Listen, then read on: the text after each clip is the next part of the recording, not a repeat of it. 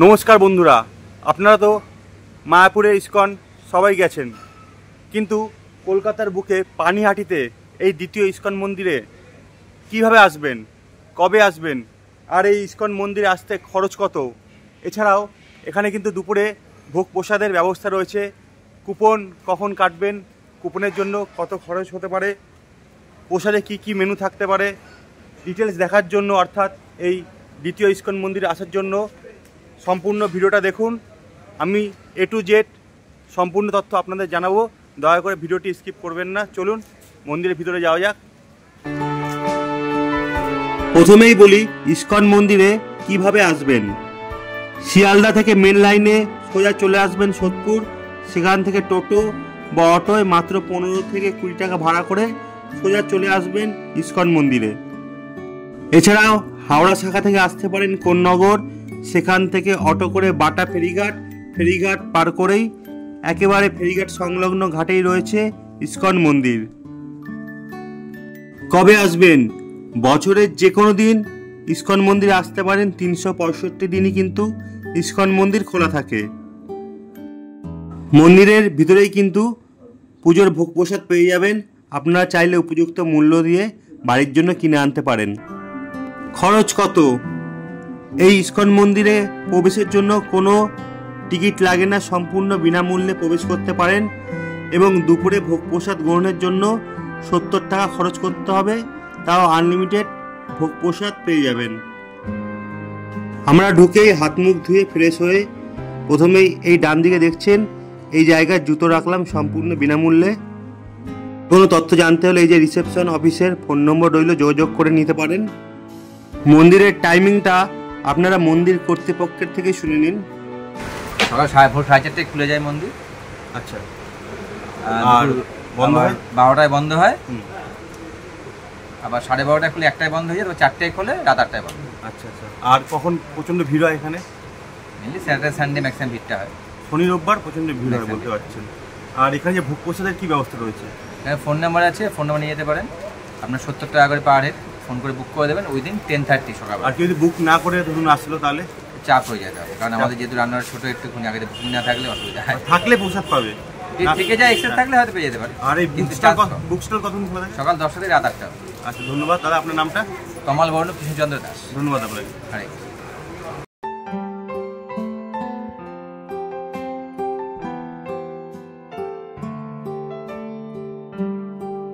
একটু ডান দিকে এগিয়েই দেখতে পাবেন প্রসাদ গ্রহণের কি কি ব্যবস্থা আছে। শেষে দেখাবো প্রসাদ গ্রহণের সম্পূর্ণ তথ্য। দেখে নেবেন ভিতরে ঠিক গঙ্গার সাইডেই দুপাশে দুটো শিব মন্দির, আর এইখানেই কিন্তু শ্রাদ্ধ শান্তির কাজ করানো হয়। নিরিবিলিতে শ্রাদ্ধ অনুষ্ঠান এখানে অনেকেই পালন করেন। একেবারে গঙ্গার সংলগ্ন দেখতে পাচ্ছেন, এখানেই খাওয়া দাওয়ার ব্যবস্থা করা হয়। আর ঠিক উল্টো দিকেই গঙ্গা, পরিবেশটা খুবই সুন্দর মনোরম, বেশ ভালো লাগবে দুদণ্ড সময় কাটাতে।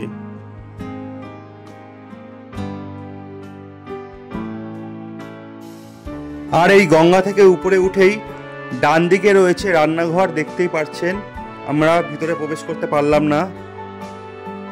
রান্নাঘরের ডান দিকে রয়েছে অফিস ঘর, কন্ট্যাক্ট নম্বর দিয়ে দিলাম, যোগাযোগ করতে পারেন। এই মুহূর্তে আমরা রয়েছি ভক্তি বেদান্ত বুক স্টলে, আর এখান থেকে কেনাকাটা করছি। কতগুলো আমরা গেঞ্জি কিনছি দেখাচ্ছি, আরও কিনছি দেখুন।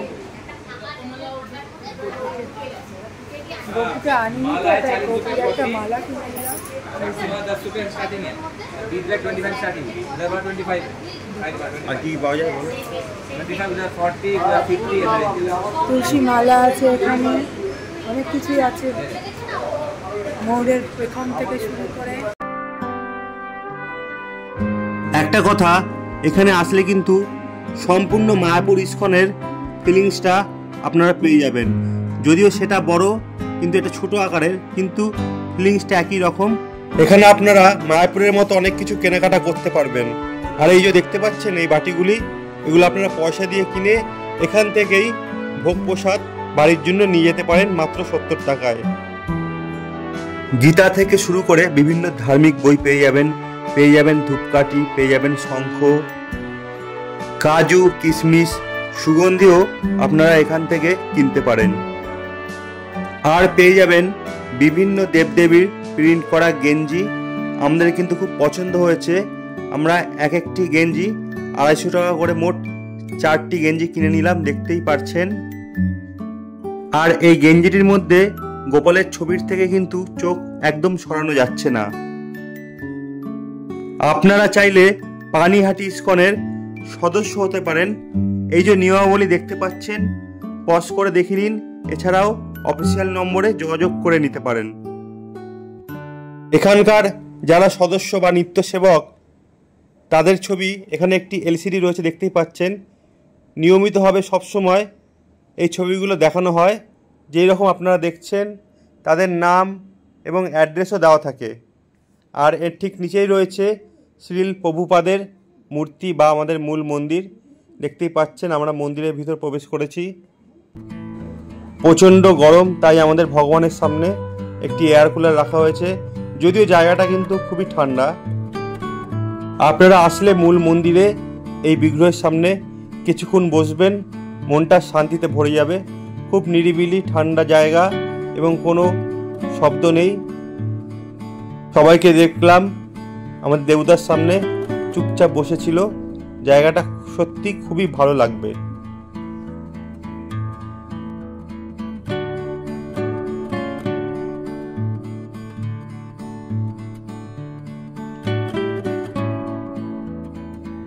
এইবার কিন্তু আপনাদের নিয়ে যাব ভোগ প্রসাদ গ্রহণের জায়গায়। 70 টাকা করে পার হেড আমরা মহাভোগের কুপন কেটে নিয়েছি। আমরা চলে আসলাম সোজা ভোগ প্রসাদ গ্রহণের জায়গায়। দেখতেই পাচ্ছেন আগে অলরেডি ব্যাচ বসে পড়েছে। আর উপর দিকে দেখে নিন বিভিন্ন ধরনের সুন্দর সুন্দর শ্রী চৈতন্য মহাপ্রভু শ্রীকৃষ্ণের ছবি। এই জায়গাটা কিন্তু খুব দুর্দান্ত জায়গা। প্রসাদ গ্রহণ করতে করতে মন্দির দেখতে পারবেন, আর উল্টো দিকে গঙ্গা দেখতে পারবেন, গঙ্গার হাওয়া পাবেন। আর এই যে মন্দির দেখছেন না, এর অপোজিট সাইডে রয়েছে হুগলি অবনীন্দ্রনাথ ঠাকুরের বাগান বাড়ি, কিন্তু এর অপোজিট সাইডে, এবং 12 মন্দির, হুগলির যে 12 মন্দির সেটাও ঠিক অপোজিট সাইডে রয়েছে। এখানে রাজভোগ মহাপ্রসাদেরও ব্যবস্থা রয়েছে, যেটা আপনারা 5 থেকে 6 জন ভোগ গ্রহণ করতে পারবেন। ফোন নম্বর দিয়ে দিলাম, যোগাযোগ করে নিতে পারেন। আপনারা চাইলে টেবিল চেয়ারে বসেও ভোগ গ্রহণ করতে পারেন, চাইলে নিচে বাবু হয়ে বসেও ভোগ গ্রহণ করতে পারেন, যেটা আপনাদের ইচ্ছা। আমি চেয়ারে বসে ভোগ গ্রহণ করেছি। আর এখানে খাবারে কি কি মেনু একবার শুনে নিন। প্রথমে পেয়ে যাবেন সাদা ভাত, তারপরে ডাল, তারপরে পেয়ে যাবেন 5 মিশালি সবজি, সর্ষে দিয়ে সুন্দর একটা, তারপরে আসবে আলু পটলের তরকারি, তারপরে পাবেন চাটনি এবং শেষে দুর্দান্ত টেস্টি পায়েস। প্রতি কটা খাবার কিন্তু আনলিমিটেড। যদিও এখানকার ভোগ প্রসাদের সম্বন্ধে আমি খুব কিছু বলবো না, কারণ ভগবানের প্রসাদের কোনো রিভিউ হয় না। তাও এখানকার ভোগ প্রসাদ কিন্তু সত্যি অপরূপ সুন্দর। এই যে আমি ডাল ভাত আলু পটলের তরকারি মেখে নিয়েছি, খাচ্ছি। বেশ মজাই লাগছে এবং আনন্দই লাগছে। পানিহাটি ইস্কন না আসলে ভোগ প্রসাদ মিস করা যাবে না। মায়াপুর ইস্কন বললাম কারণ পুরো মায়াপুরের ফিলিংসই পাচ্ছি সোদপুরে বসে। ভোগ গ্রহণ করে একটু বেরিয়ে পড়লাম মন্দিরের আশেপাশে জায়গাটা ঘুরতে। একটু এগিয়েই বাদিকে পড়লো মণি সেনের ঠাকুর বাড়ি। এইখানেই কিন্তু রামকৃষ্ণ পরমহংসদেব অনেক সময় ধরে ছিলেন। বাড়িটির ভিতরে ঢুকেই দেখলাম তালা দেওয়া, তাই আমাদের বাধ্য হয়ে বেরিয়ে পড়তে হলো। এর পাশের ঘাটটিতেই মহাপ্রভু একবার সাধারণ মানুষকে চিড়ে দই দধি মেখে খাইছিলেন। সেই থেকে এই জায়গাটা বেশ জনপ্রিয়। নির্দিষ্ট দিনে কিন্তু এখানে চিড়ের মেলা হয়, বিশাল ধুমধাম করে অনুষ্ঠান হয়, আপনারা অনেকেই জানেন। এই মহোৎসব তলা দেখতে পাচ্ছেন বিশাল প্রাচীন বটগাছ।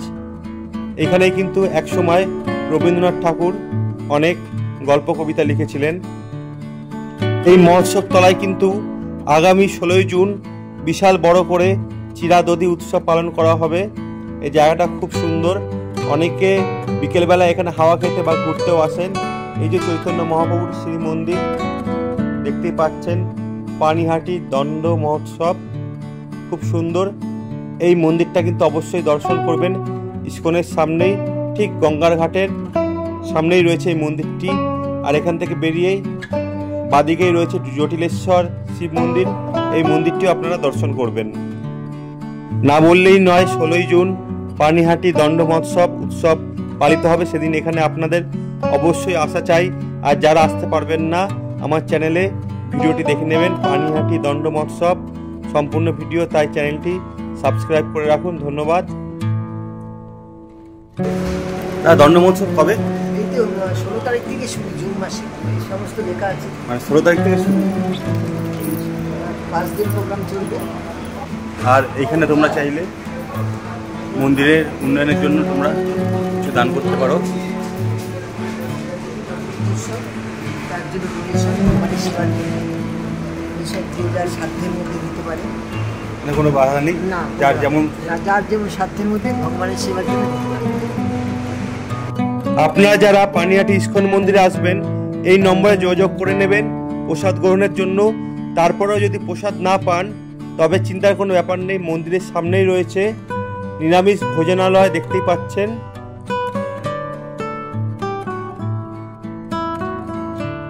এই গোবিন্দা রেস্টুরেন্টের মেনু কার্ডটাও দিয়ে দিলাম, আপনারা চাইলে পজ করে দেখে নিতে পারেন। এখন আমরা বাড়ির দিকে রওনা হলাম। তোমাদের কেমন লাগলো মন্দিরটা বলবে, কমেন্ট করে জানাবে। কিছু ভুলকুটি হলে অবশ্যই জানাবে। আর অবশ্যই তোমরা এসো, আর মন্দিরে এসে মন্দিরে প্রসাদের স্বাদ নিয়ে যাও, খুব সুন্দর লাগবে। খুব ভালোভাবে এখানে প্রসাদ খেলাম আমরা মায়াপুরেও কিছুদিন আগে ঘুরে এসেছি, আর সত্যি বিশ্বাস করবেন এখানে বসে মায়াপুরের সেই ফিলিংসই পেলাম, পুরো মায়াপুরের ফিলিংস। তো সোদপুরে, এই মায়াপুরে একবার অবশ্যই ঘুরে যাও।